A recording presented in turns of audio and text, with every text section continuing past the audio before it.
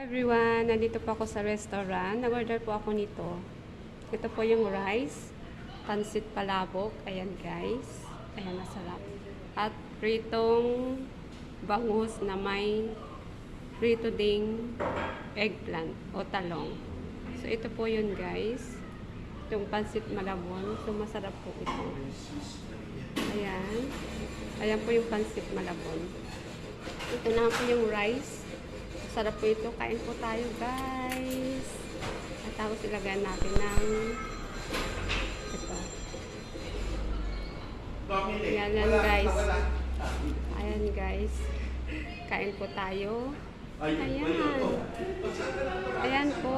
Kain na po tayo. Ayan, sarap. Ayan. Ayan. Di ba masarap? Thank you for watching, guys. See you to my next vlog. God bless. Deep in the shadows, I know it's hard